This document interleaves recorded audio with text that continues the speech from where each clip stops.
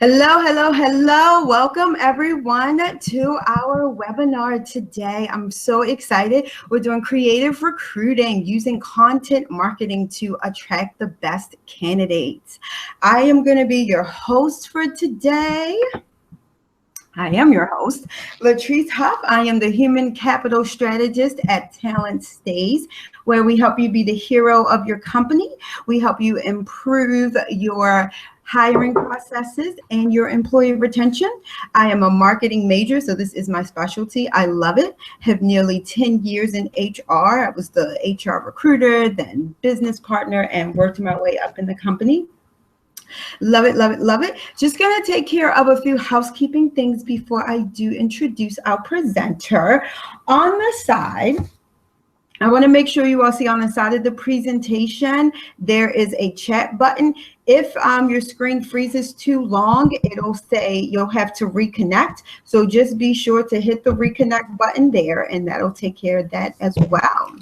Who we do have as our guest speaker, and I'm so excited, is Mr. James Ellis. He has over 15 years in marketing. He is the VP. I think we're seeing him a little bit there. He is the VP of Inbound Marketing. All right, can everybody see me? Can everybody hear me? Feel free to, I got the chat open, so if you can't hear me, say something right now. Of course, if you can't hear me, you can't hear me say that, so how can you respond? All right, so hi, how you doing? I want to show some slides, I want to answer some questions, going to tell you some stories. You'll laugh, you'll cry, the first 3 rows get wet, it's fantastic. Wear your ponchos, it's going to be great. So I am the VP of Inbound Marketing at TMP Worldwide. We have about 70 Fortune 1000 clients. So we do nothing but content and social recruitment marketing for them. So I want to tell you a little, let's start this. Let's jump over to changing my slides. So hopefully you can see this. Here we go. I want to tell you a little story about content as a recruiting tool. So here is a theft, pure blatant theft from John Cougar Mellencamp, and that's a little ditty about Brad and Adrienne. These names, of course, are picked completely at random, but you know, I picked them at random and then it became a John Cougar Mellencamp joke. So there you go. So I want to introduce you to Adrienne, and she is an amazing account director. And you can feel free to, I don't know, interpret this however you want. For whatever jobs you have, for whatever things you're focused on, it's all the same. But she's had great jobs. She's grown her accounts. She's connected to huge numbers of clients who are big clients. She's landed clients. She keeps being asked to speak. She's 29. And frankly, if you hire her now, she's going to be one of those rock stars, someone you point to for years and years and say, that was a catch. That was a serious catch. I was not kidding around. We found Adrienne. She was amazing. The problem is she's never going to apply. And I hate to be brutally honest about it, but I'm going to be brutally honest about it. She's never going to apply. She knows what she's worth. She knows that she's good. She's been working the last 4 or 5 years out of school to become this good. She knows the client she's worked for. She knows the value she's brought to the table. She knows what she's spent her time doing. She knows about speaking. She knows about what you are looking for.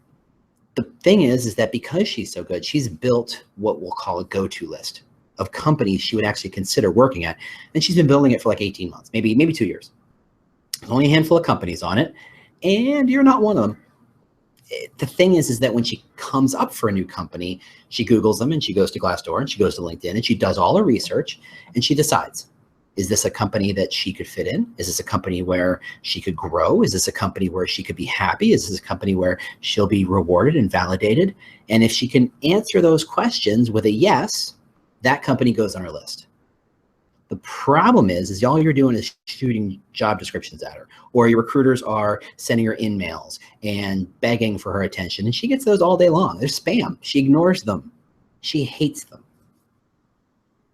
But this is Brad. He's same job. He's been doing this job for about the same amount of time, but he's bounced around to a couple different companies. Fantastic interviewer. He tells great stories, great stories. It's just that he never has any numbers. And to be fair, you can kind of tell that in a year or two when the job gets rough, he's going to go. He's going to bounce. He's gone. And maybe he's got some contacts, but the details are thin, not too many recommendations. And it's pretty clear he's a mediocre candidate. But this is who applies. Why? Well, because he lives on job boards. He loves them. He loves to apply. He loves to hit apply. He's so thrilled that you've made it so easy for him to hit the button and just go click, we're applying, that he just keeps applying. He loves to talk to recruiters because each one might have a better opportunity.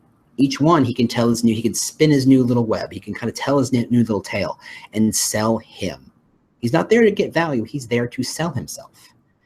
He will research the company maybe on the way to the interview. I mean, you know this person. You know Brad. You know lots of Brads. And the only time he shows up on Glassdoor is when he slams companies for not giving him everything he wants. And your application pool is lousy with Brads. Can we blame a job description? Yes, we can. Yes, we can. I love to blame job descriptions because they're atrocious, because they're legal and technical documents. They're not marketing tools, but you lean on them. And what do I mean by that? Well, actually, let's click on this. I mean, would you buy a car that was 170 horsepower that had 25 miles to the gallon, that had Apple CarPlay and LED headlights and adaptive cruise control and rear view? Would you, blind spot monitor and parking assist, and it sells for $23,000? Would you buy that? I don't know. You don't know. What is this? If I told you it's a Volkswagen Jetta, and there's a cute little kid who's doing a Darth Vader impression on the commercials that make you giggle or make your heart swell a little bit, you go, yeah, I'll consider a Volkswagen. The technical details on the left did not sway you, not in the least, not even a little bit. What they were there to do was to confirm and validate your interest. That is it. That is all. What sold the car was the commercial. What sold the car was the marketing, and the jobs are the same way. So I'm not saying job descriptions aren't valuable to some extent, but let's look at who actually relies on them. So you've got a spectrum here of people who rely exclusively on job descriptions. You're talking entry-level people. You're talking mediocre candidates. They make all the decisions based on the bulleted list that you call a job description. And there are people in the middle for whom the job descriptions is helpful. And there are people that almost never even look at the job description because they know what the job is and they've done the research. And by the time a job description rolls out, they know what's going to happen with this job and they know who's applying for it. And the longer you go down that spectrum, the less and less you're relying on job descriptions. But if they're not relying on job descriptions, what are they relying on? Content, stories, information, valuable ideas. And when we say content, we're not just saying, here's the phone book and here's a copy of Shakespeare and Lady Gaga. We're talking about everything that talks about your company, everything that talks about what you do and why you do it. And ultimately, why people should work for you. And the thing is that you can put Brad and Adrian on that spectrum pretty quickly because Brad only reads the job descriptions and that's what he uses. And Adrian, she doesn't even bother. This is why Adrian's a lost cause, because you, like so many other companies, are relying on job descriptions. That doesn't have to be that way. So let's take a step back and let's talk about our friend, the consideration funnel here, which if you have been a marketer for any length of time is old hat to you. And for recruiters, it's becoming a clearer way of thinking about how to generate leads and how to get people through the process and how to get people to apply. The same ideas work for Cheerios and job descriptions, and that is people are unaware of your job, they're aware of the job, then they become interested in the job, they think about the job, and then they decide to apply for the job. Simple enough. And the thing is, what content can do is help attract people. Who does it attract? It attracts Adrian, because Adrian's not looking at job descriptions. So don't decide that you're only going to post job descriptions. You don't decide, I'm going to put my job descriptions on Twitter, so therefore I'm reaching more people. No, you're not. You're reaching more Brads. You're not going to say, I'm going to put more job descriptions on Facebook, or I'm going to put more job descriptions in an email, because you're reaching more Brads. Remember, Adrian doesn't care about that. But if you tell a story, if you tell an interesting story, if you tell a story about someone who did something interesting at work or some research you've done, maybe even an award, I think those are kind of simple. I think everybody gets an award somewhere, and I think that's starting to lose some of the value of it. But you want to tell an interesting story. And if you put a story out there, Adrian might trip over it. And when she does, suddenly she goes from unaware to aware. And now you have a shot at Adrian. Content also validates interest. So once you've got someone in that funnel and they read that job description, they go, I don't know, there's not enough information here for me to make a decision. I mean, once you strip out the boilerplate of who the company is and the EOE stuff and the job requirements that actually are not what the job's about. It's just simply who's allowed to apply and who's not. What's left is maybe a paragraph and a half or 4 bullet points about what the job is. And that's just not enough information. But if you tell a story about that job, people see it and they stick around. They decide, okay, there's enough here for me to make a decision, a positive decision, and they stick around. So why invest in content? It spells out the work experience. It spells out the mission. It spells out it spells out who you are beyond what a job description can do. And frankly, if you do it right, you can do it without interrupting the flow of how a candidate looks for things. If you think about it as when they're looking at the job description, you deliver content about that job. It's just-in-time content. Just as they need the information, they get the content. They get what they need to apply. Put another way, you're delivering a why. Why should they apply? Why should they care? Why should they care about you? Why should they think about you? Why? And if you don't deliver a why, it's going to be lots of Brads and no Adrians. So here's how we think about how to build that content, because this has been pie in the sky. These are big ideas and blah, blah, blah. And James is just yabbering. And I think you're seeing my screen, so you can't see my hand doing the yabber sign, which is what I'm doing. It's about understanding 3 ideas. Who is your audience? What is the message? And what is the content? Now, on the face of it, that's either simple or redundant. So let me spell that out. The audience is who you want to talk to. And I need you to be specific.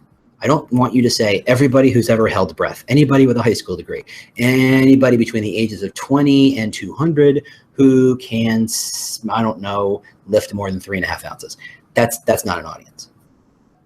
Every company has types of people they need to hire. They need to hire nurses. They need to hire doctors. They need to hire accountants. They need to hire lawyers. They need to hire administrators. They need to hire transcribers. They need to hire illustrators. They need to hire different people. And if they're focused on a doctor audience, they can't imagine that the medical illustrator is the same audience. So you have to focus on who and be very, very clear about that. We're going to talk about that in a minute. Then you want to talk about the message. And the message isn't necessarily what you say. The message is the idea that you put into that audience's mind. Meaning, based on what the content delivers, the story you tell, the actual thing itself, what is the idea you are putting in that audience's mind when they walk away? So if I tell you a story about how a hospital, for example, is dedicated to research, and here are 4 doctors who invented something or discovered something or a new way to replace a hip or whatever, it's research. The message is, this is a hospital that cares about research. Now, depending on how I write it, I can write it so a doctor goes, oh, that's interesting. I wish I had more time for research. And we made a connection.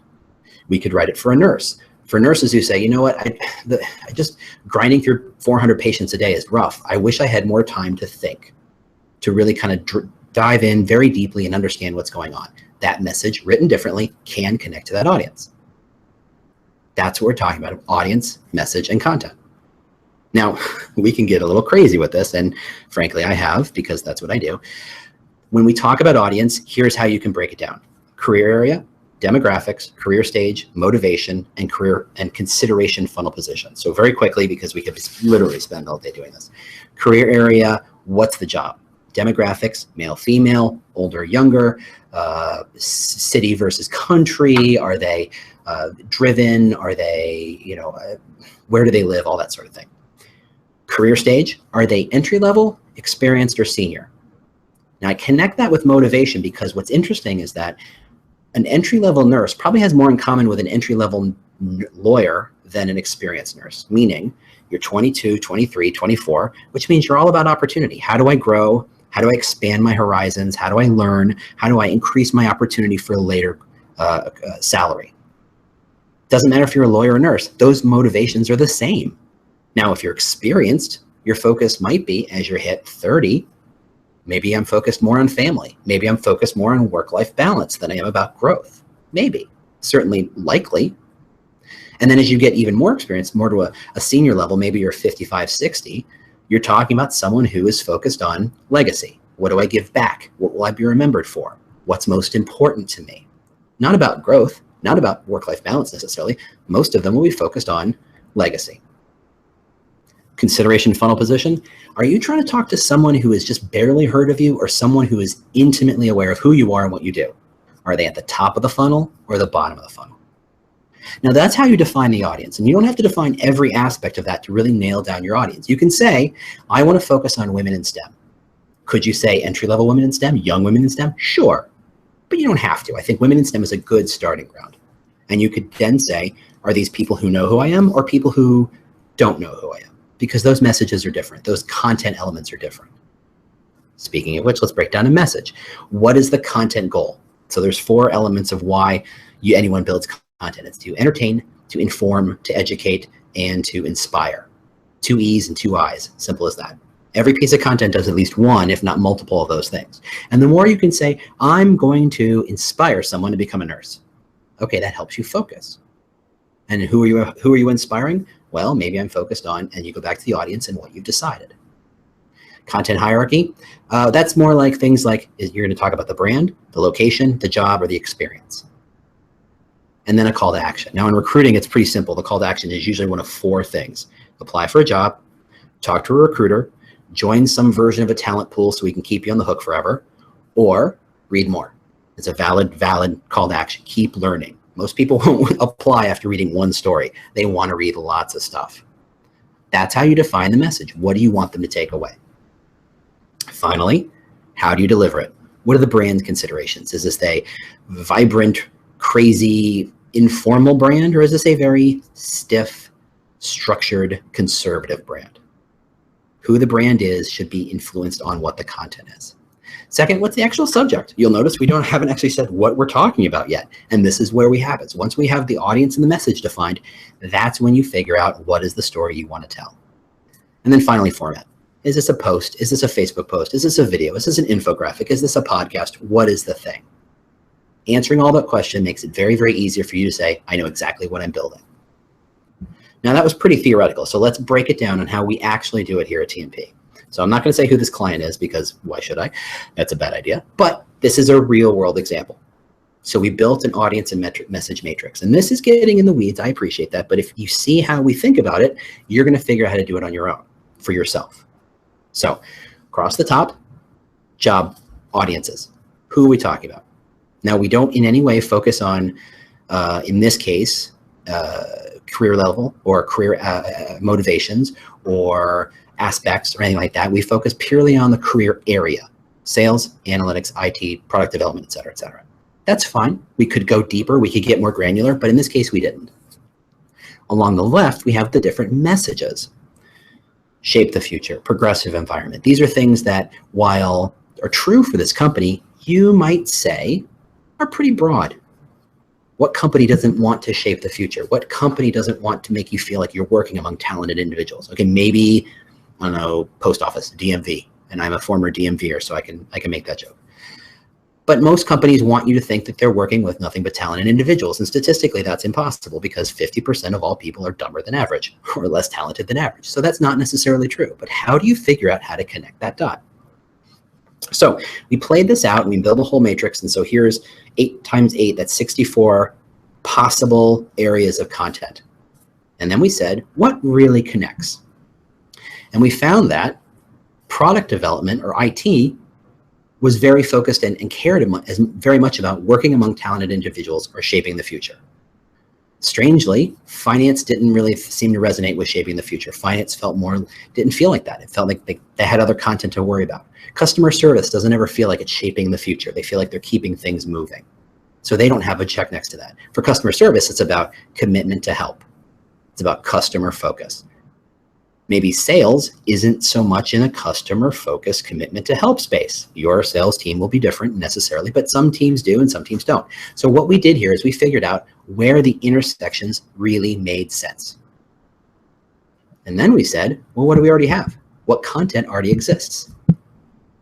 And those are the ones we grayed out. And we said, okay, after that, we have 5 buckets that we need to fill. These are the most important buckets of content we need to fill. IT, work among talented individuals. Product development, work among talented individuals. Sales, individual impact. So those are the things that are going to help us define what stories we're going to tell. And we do it strategically using this matrix model. Then, having decided that, how do we express it? And here's an example slide we use. You define the audience, you define the message, and then you can say, in order to get that message to that audience, here are the ways we're going to express that message. A page about, are you this company's material? So here's another way to talk about content. We took the actual data from a very large telecommunication company. No, I can't tell you who it is, but yes, you've heard of them. And we looked at, did looking at these stories actually impact whether or not they applied? In effect, this is the rubber meeting the road. Now, I'm a content guy from way back. I adore content. I believe in content. I have faith in content. But it's really just that. It's just faith. And I wanted to see, is it real? Does seeing content make an impact? And we found in general that even though only a small percentage of people applying looked at content, it had a huge difference, but not what we expected. So what happened was, on the entry-level side, people who saw content were actually about 30–40% less likely to apply, which sounds horrible. It sounds really bad because you want lots of people to apply, except you don't. I mean, think about your average entry-level job. Do you get about 100 or 200 applications like I do? And if I could get 30% less applications because these are people who went, oh, the job's like that, and they left, that's a win. That's a huge win. That gap was even more so with a little bit more experience, the 2 to 5 years worth of experience. Half of the people, there's a half or twice as much seeing content, blah, blah, blah. Not seeing content or impacted, let me rephrase this one more time, because this gets conversational, unconversational. Seeing content at that red line meant that half the people were going to apply. And honestly, again, with so many applications, that's a good thing. These are people who you'd rather not spend time reading their resume, bringing in for an interview, only to find that then they say, yeah, it's not quite a good fit. You want them to self-select out. The biggest impact was all the way at the bottom. And that is jobs requiring 10 or more years experience, meaning these are selective jobs. These are people who could really pick where they wanted to work. And what happened is that they almost demanded to see content. The job description simply wasn't enough. That having seen content, there was almost a 3 times higher likelihood of applying than not seeing content. Now, I'll tell you, we've done this for a couple of other companies, and we've had similar but not nearly as strong results. I will admit that off the bat. That 3 times impact is off the charts. But think about it.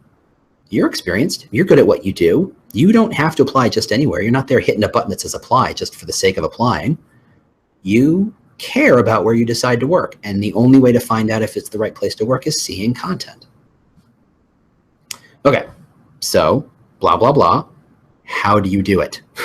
Well, let me show you. Here are the first 8 pages I think every single company needs to build. And I think you'll be able to have access to these slides.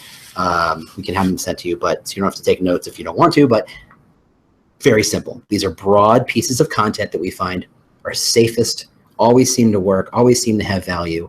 And then if you can't really go through the entire process of the hierarchy and the framework and the matrix, this is a great place to start. Simple as that. How we hire.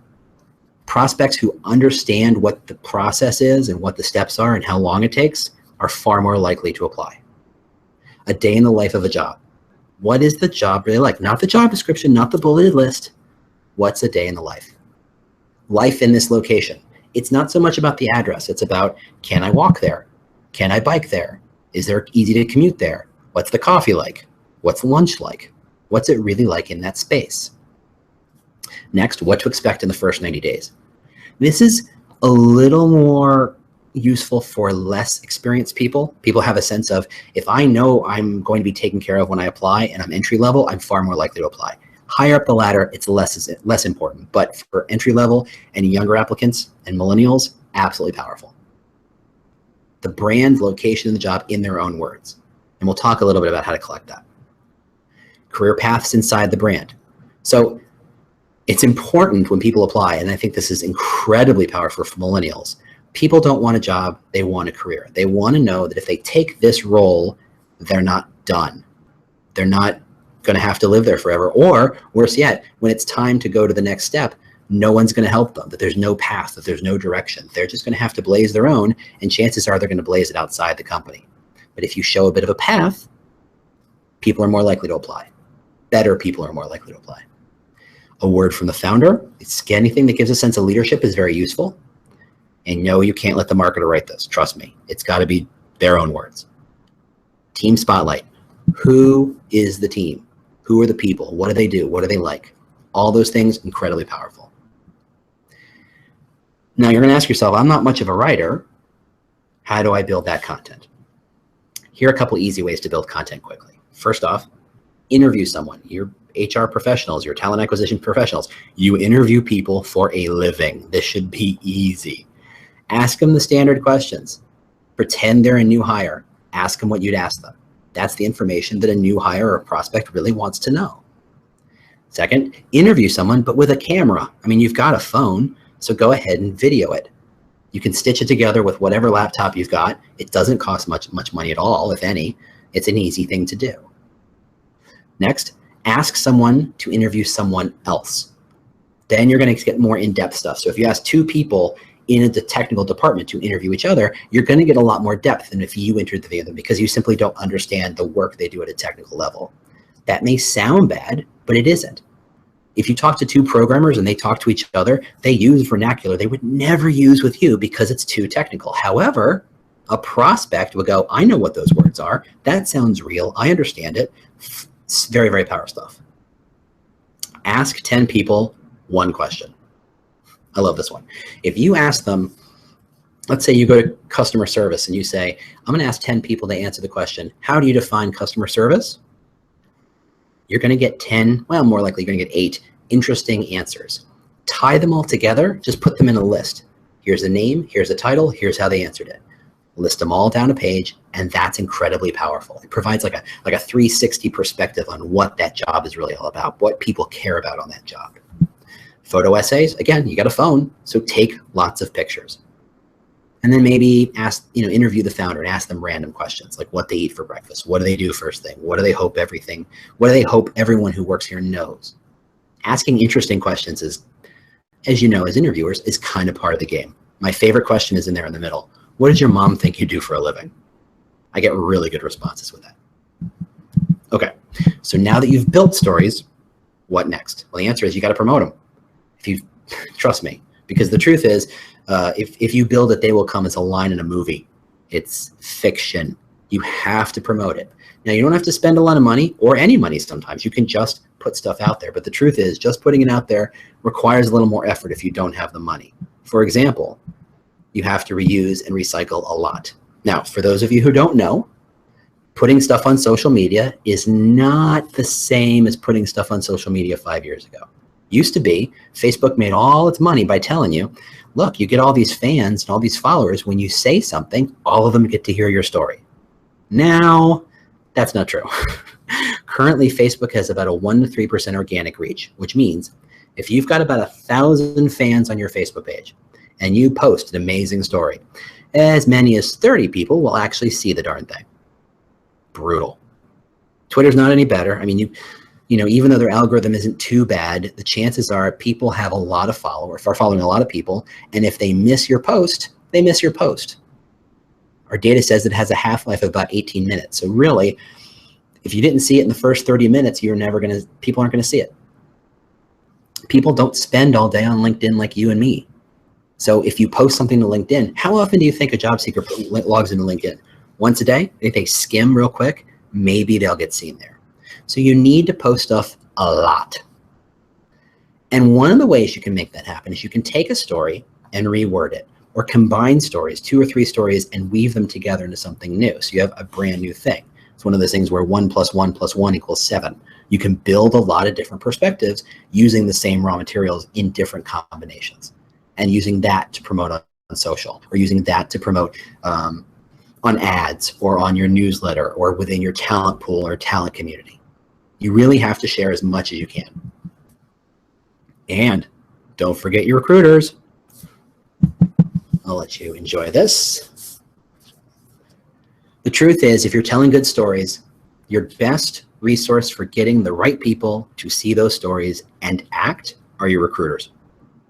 You need to make sure you have a list of all your recruiters, and every time you post a piece of content, you email the link to those recruiters and say, here's a story about X. Hey, if you're trying to reach developers, here's a story about developers. If you're trying to reach nurses, here's a story about nurses. And recruiters will pass those along to interesting candidates like Adrian. So Adrian, who will not look at a job description, will look at an interesting piece of content. And that really gives your recruiters a lot more power. So that's my shining face and shining head. Thank you. If you want to talk to me, I'm happy to stick around and answer questions, but the best way to get in touch with me beyond this is to tweet me at The War for Talent. I'm a delight. My mom says so. So I guess it must be true. I'll leave that up for a second before I jump back so you can actually see my smiling face in real time. And we'll see if there's any chats. Well, we have some great comments here. We have people saying that, James, you're delightful. You're great. This is very interesting. Thanks, Mom. So very good feedback in the chat box, which we're very, very excited about. So this is really, really, really good stuff. And I know we're seeing James. I have my screen kind of blocked a little bit. That's for the best. Let me. So good stuff. We got good comments. Let us know if you have any questions. I demand to be taken seriously.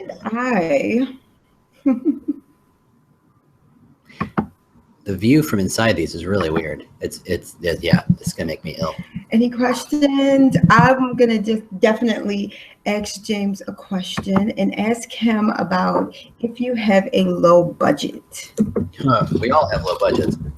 Nobody really thinks they have a lot of money. Even when they have a lot of money, they feel like they don't have a lot of money. So if you're starting with a low budget, really you have to take kind of a MacGyver approach. You have to decide. It's not about 30-second delay. It's not about building the best tool or buying the best tool. It's not about process. It's about kind of figuring out how to duct tape it together on your own. So really what you want to do is tell stories, and that's effectively free. All you need is the phone you probably all have, a decent version of that phone.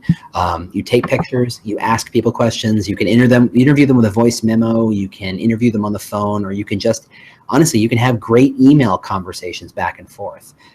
Like I said, one of my favorite tricks is to ask one question to a lot of different people, and you just say, look, just answer it in 2 sentences. You're not asking for much. You get a lot of great responses, you combine them, and it's a great story. So the collection of content shouldn't be a huge deal, I hope. Now, you want to do it regularly. It's going to take away from your day job a little bit, and I get that. But really, content is something you want to keep doing it and get better at and better at. So look for tips and tricks and easy ways. You don't have to write War and Peace. You do not have to write a whole book. You don't have to go crazy. If you go crazy, you can write an ebook. Ebooks are free. Apple has software that makes it easy for you to publish it on iTunes. Even I did it once. It was kind of funny. A website that's separate, is inexpensive, but really just collecting content and then distributing as best you can. The trick is think of all the different ways you can distribute content. And so that's what we talk about within our team a lot, is that, yeah, okay, it's obvious to put it on Twitter and put it on Facebook and then put it on LinkedIn, but put it on Glassdoor, put it in your newsletters, put it on your anything you do that pushes out to leads, connect your recruiters, have them put it on their accounts. We've had cases where we've built good stories, handed them to recruiters, and recruiters put it on their Pulse part of LinkedIn so they could be seen by all of their connections. Really, it's about, you're probably going to spend about as much time thinking about how to get more people to see your content as you are writing the content. So if you are focused on low budget, which, let's be fair, we all are, focus on building good stories that are interesting, not necessarily big or expensive, and then figuring out the best possible way, or the many different ways to put it out in front of people. One other trick: if you write an article, let's say it's a 500-600 article, 500 or 600 word article that is useful, and you put it in Pulse, and you put it on your corporate blog or your career site blog, or you put it in Facebook or whatever. There's a site called medium.com, as in small, medium, large, medium.com. And they are a way of, I think they call themselves YouTube for text, for articles. So it's just a place to publish your article. Now, for a long time, people would tell you, you can't publish the same article lots of different places. Google hates that. Google doesn't care, really. Honestly, there's never been an actual documented case of Google dinging a company for duplicated content. So don't sweat that. But if you put it on Medium and you tag it for, let's say it's a nursing content or developer content, and you tag it with nursing and developing tags, nurses and developers will find it. These are people who never would have found you otherwise. They're all, it's just, even if it's 10 people, it's 10 brand new leads that you never would have gotten any other way. Huge win. So find as many ways to distribute that content as possible. The next question, what would you suggest that a marketing team partner with HR for this type of change to occur? Okay, the question of how do I deal with marketing, or how should marketing deal with me? That's a great question. The truth is, marketing has, let me be as blunt as possible. In the grand train of money, marketing comes closer to the front and HR talent acquisition comes close to the back. And so for effectively the same job, that is increasing awareness, increasing the number of people who understand what you do, increasing the number of people who understand the message, and then increasing the number of people who take action on that message, the HR is, you're talking about a 1/10 the value, 1/10 the budget as marketing. And that's sometimes disheartening. But if you partner, there's a lot of times where those two activities can kind of, dovetail with each other. They can help each other out. So for example, and I'm trying to pick a company I can say actively I don't actually work with, but I can say a little bit about. Let's say it's Home Depot, who is not a client of ours, so I have no knowledge whatsoever. You're Home Depot and you're the marketing team. You want to make sure as many people get the Sunday circular as possible. You want to make sure as many people see the commercial as possible. You might also say that people who come into Home Depot are possibly people who could work at Home Depot. I think it's a not too crazy assumption. Obviously, you're going to do simple things like maybe you'll put a kiosk at the front if you want to apply. I think what you need to do is figure out how do you get if you love getting this information, if you love reading this blog about home improvement from Home Depot, here's a link to how to work for us. Or here, do me a favor. I bet you know someone who would love to work for us. That's a case where if you and the marketing team can work together for a referral project, that's going to go gangbusters because they have a much larger audience than you might. And all you're asking for is a tiny, tiny little piece of snippet, little chunk in the, I don't know, called the bottom of the flyer or something, just to say, look, if you know someone who loves Home Depot as much as we do, we want to talk to them and talk about a job. Here's a link. Boom. So you can find ways of supporting each other because ultimately the marketing brand and the employer brand, they're not cats and dogs. They're not radically different, right? They're very similar with subtle differences. If you're a hospital and your commercial brand will be, we provide the best care ever, anywhere, no matter what, in whatever capacity that is. Your employer brand might be, you're going to learn more about research, or you're going to spend more time with the patients. Does spending more time with the patient provide better care? Yeah. So they're not radically different. They're very similar. So how do you get marketing to see the similarities without getting in the way? It's really about building good relationships with the marketing team. Ultimately, you have to make sure the marketing team doesn't, one, see you as, I don't know, the last one at the table, that you're not begging for scraps, but you're there playing a role. I will say, this is a real example. I'm not going to name the company because this is an unpleasant story. A couple of years ago, I was applying for a job at a very big national retailer. No one will tell you who it is. And at the end of the ATS application, this was before mobile apply or anything. So this was your standard. I got to spend an hour typing my resume in. Oh, good. Really? I can't wait to do this again. So it was that process. And at the end of that process, what do they do? Thanks for applying for a job. Would you like to spend money at this company? I'm looking for a job. I'm not looking to spend money. And it was clear that marketing had shoehorned its way into that process where it really didn't belong. It really left a bad taste in my mouth. So you have to be judicious about that. You just can't say, okay, I'm going to take my employer brand and slap it on everything, and you're not going to take your marketing brand and slap it on everything in the same direction. So you just have to be building a good relationship, understand what you're trying to achieve, how they interlock, how they connect, and where they don't, and then figure out how to work from there. Water.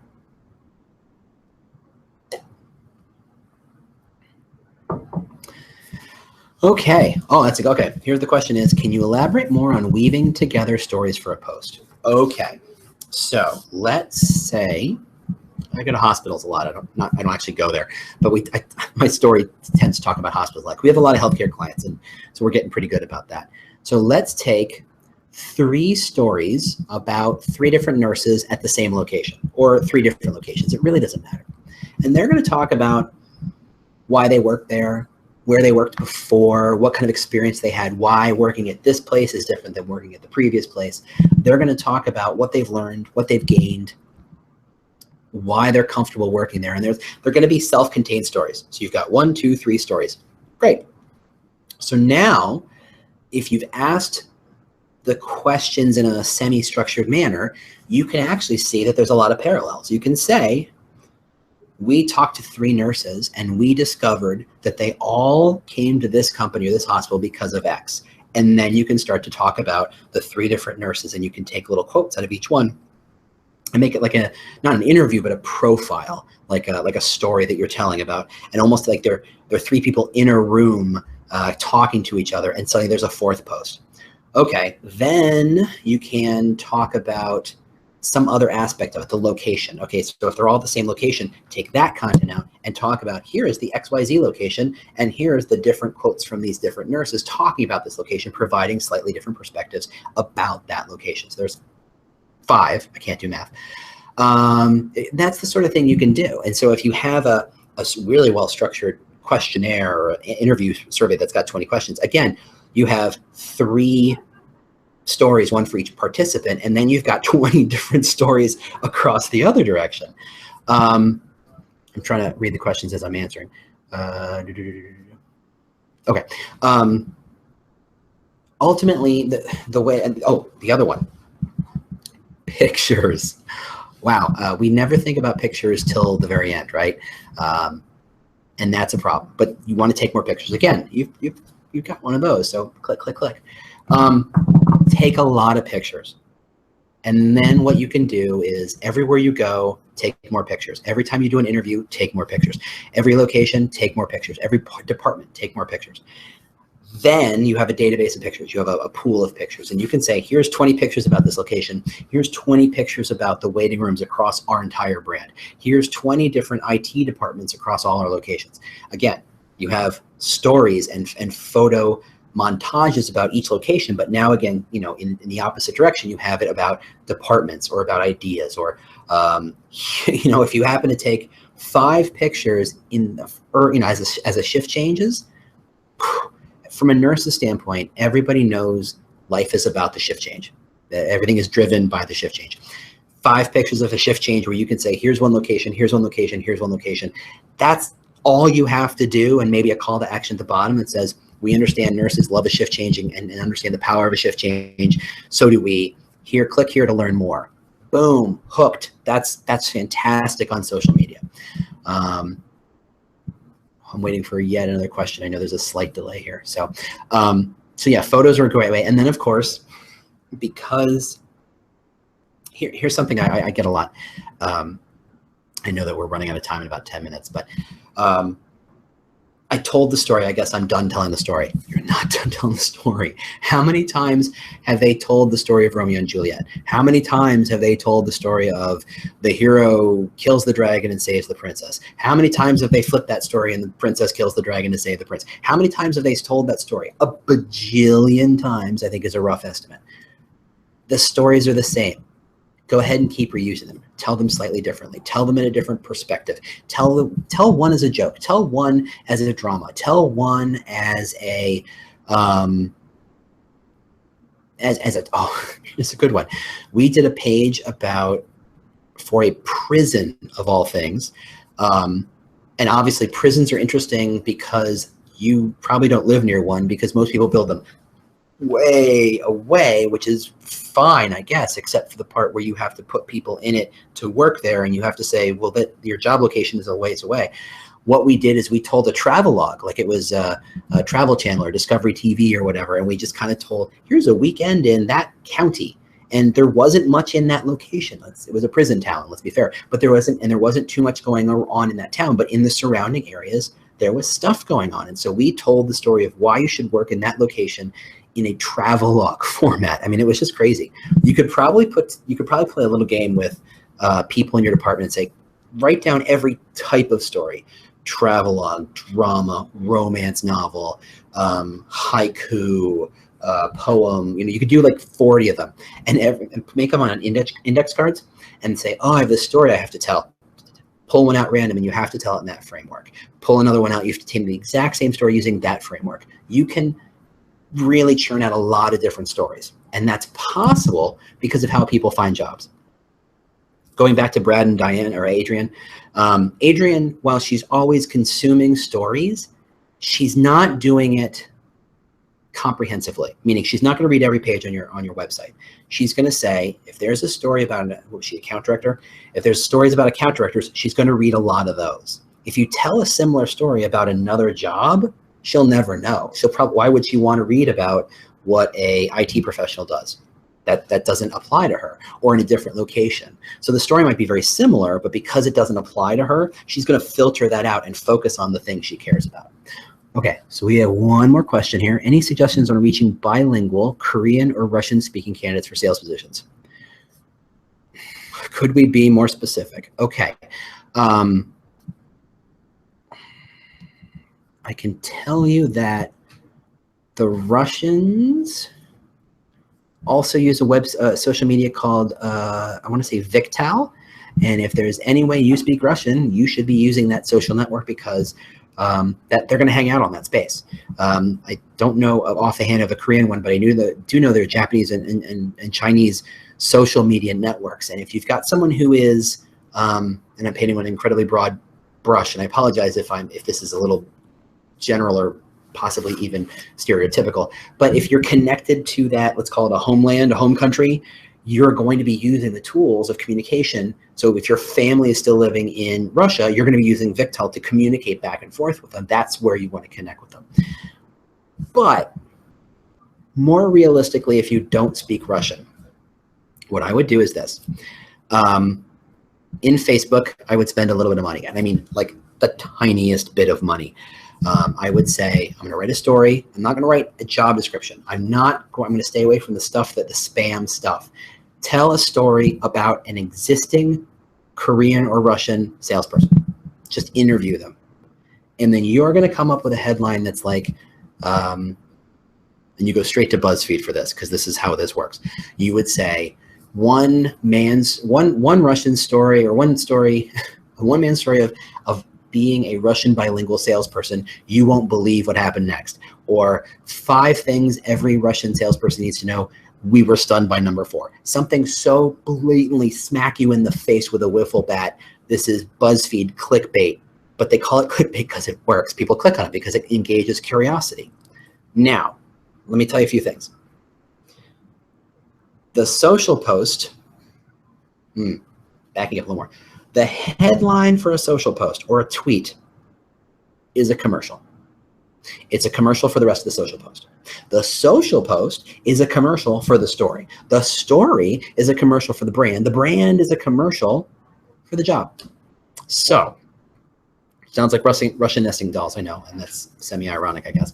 But really, that you have to treat them that way. You have to treat them like commercials. And if you try to, so the mistake you make is you tell a great story, and then you write a headline that effectively tells the story that you've given me no reason to say, oh, I want to learn more. Star Wars, and I'm coming back to Star Wars like the second or third time today.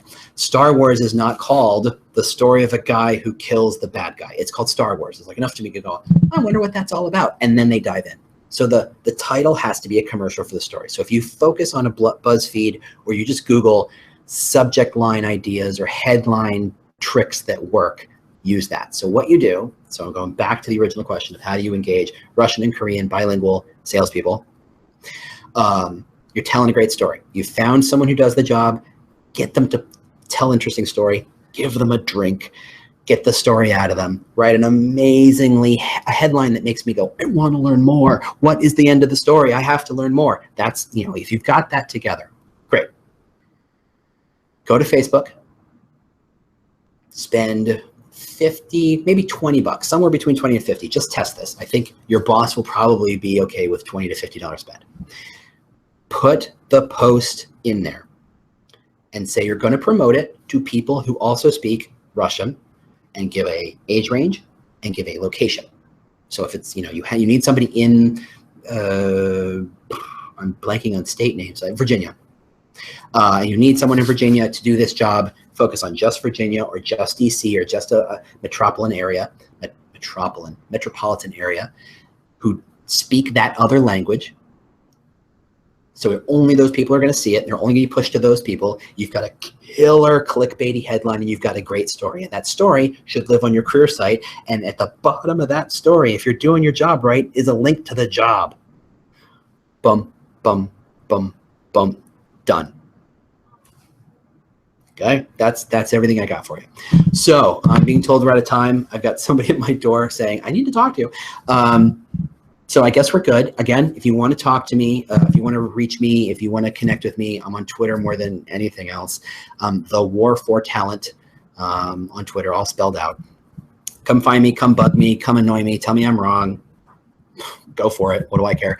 Otherwise, I'm happy to talk. And I try to link out to articles I write on a fairly regular basis on meshworking and ERE and recruiting blogs and recruiting daily and stuff like that. So happy to answer questions, happy to figure out what you guys care about the most and what problems you're having so I can figure out better blogs to write and better stuff like this I can do. So thanks, Trace, for inviting me. And thanks, everybody, for joining in and sticking around for as long as you could. I know it's been an hour of having to hear this guy talk, and that's brutal. But I appreciate it, and I'll talk to you later. Thanks. All right. We want to thank James so very much for being here with us. Thank you, James. Thank you. It was absolutely awesome having you here. You were great. I told him, I think he might have been even better on camera. I always think I'm animated, but you were so animated. It was so great. If we had questions coming in up until the last moment, if you still have questions, be sure to type them in. We're going to email this out to everyone who registered. We're also going to email out the PowerPoint as well that James was referring to. So you all will have all of that information. And you can always feel free to email me as well. Connect with us on LinkedIn. You can follow me on Facebook, which is facebook.com/talentstays. And we will be updating you on future workshops and future webinars. Thank you, everybody.